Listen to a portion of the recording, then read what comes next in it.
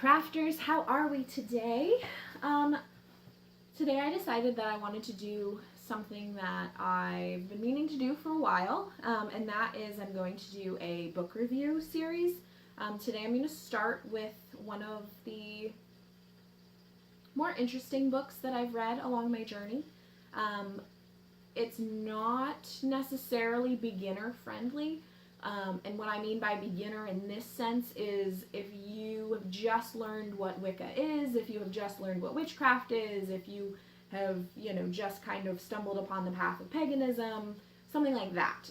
If you are brand new and don't know some terminology at the very minimum, you don't know how to meditate, you don't know how to do journey work, something like that, this book is not for you.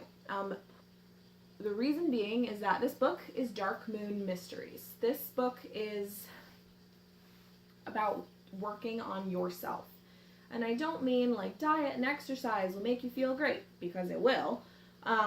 This book is about exercising your deep self, your soul, looking in at past lives and working on healing any, trauma that you might have in your mind or trauma that you have on your soul, and accepting the darker side of you that exists within all of us. And most people are not going around and, harming animals or being serial killers or something like that. That's not the darkness that this helps you with. The darkness that this helps you with is things like selfishness, or vanity, or, being narcissistic, or things like that. It also helps you embrace those more negative-ish sides of your personality. It helps you kind of work through a lot of, turmoil in your life and things like that. The book is called Dark Moon Mysteries by Timothy Roderick. I'm going to put an Amazon Smile link down underneath. It would be super cool if you guys could support Central Florida Animal Reserve, which is who I support with my Amazon purchases. It's free. It's just part of your normal Amazon account. It's just a different URL. So, and you can set up any charity you want. Anyway, back to this. It's Dark Moon Mysteries by Timothy Roderick. When I first read this book, it was 2013. This book's been out for quite a while. This book's been out since 1996. I would have been 7 years old at the time this came out. And because of its age, there are a few moments throughout, and there's not very many, but there are a few moments throughout where it uses some old language. And I don't mean old language like Latin, or, they're suddenly writing in hieroglyphics or something like that. I mean old language in that in the last 10, 15 years, within paganism, we have found that there are certain things we have said in the past that are no longer okay for the masses to use. Things like the slur against the Romani people, things like, saying smudging instead of smoke cleansing. Those sorts of things is what I mean by old language. And the reason that those words still exist within this book is that it was written in the 90s. I have an older copy, so if a new updated version has come out, I haven't read it. One thing you have to keep in mind with these books is that they are representative of the time they were written. And at that time that it was written, we didn't know that those things were not okay. Or we were just kind of starting to know and understand that those things were not okay. So you kind of have to look at that and say, I accept this as the thing that it is, and move forward from that. And that goes for any author and any book that was written, in some of the older decades of paganism. A lot of people give the Scott Cunningham books flack for that because of his use of the word smudging in a lot of his texts. But unfortunately, Scott Cunningham passed away, I believe in the 90s, I think, 99 maybe. And he is unable to correct his work.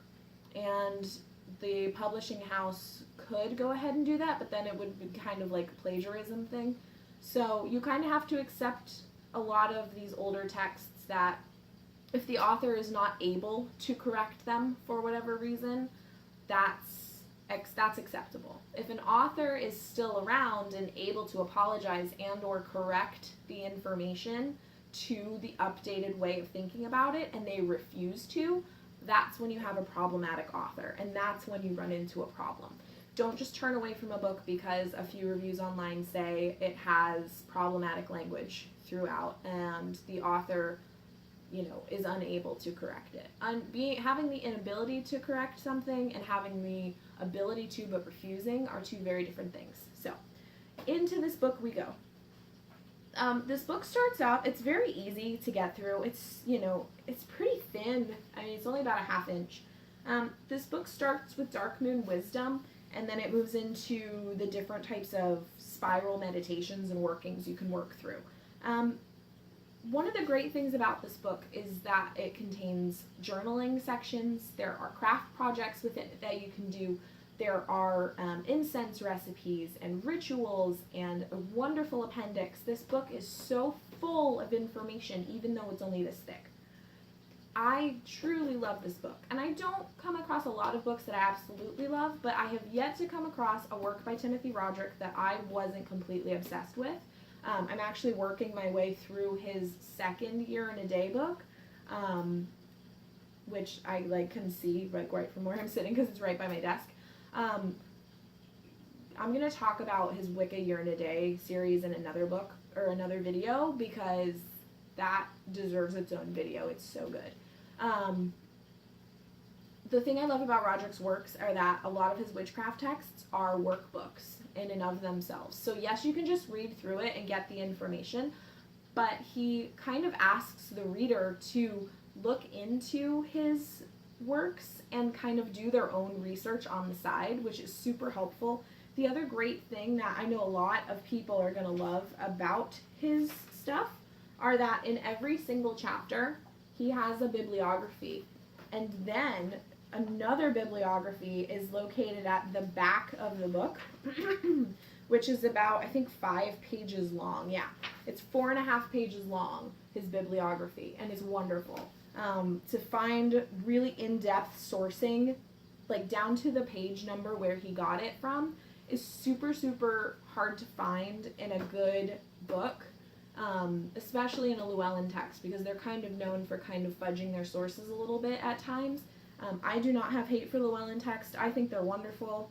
One of my friends is an author with them, and I think that they are absolutely a wonderful publishing house because they put out books that we as pagans don't have access to any other way. So, Dark Moon Mysteries, Timothy Roderick. I give this book probably maybe a 4 out of 5 stars.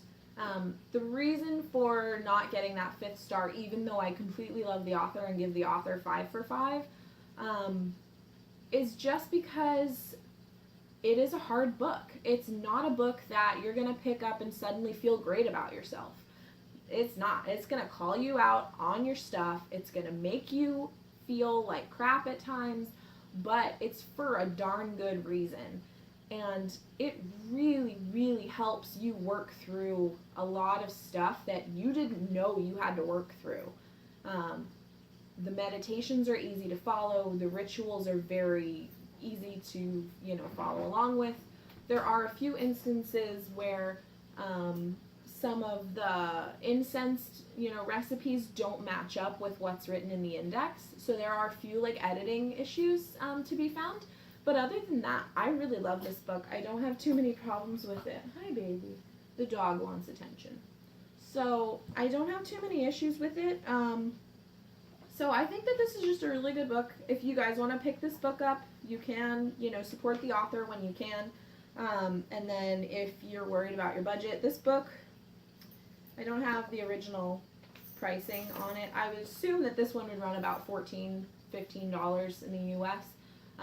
I think I picked up my copy for $4 because I got a used copy. So go forth, pick up this book. It's great. I recommend.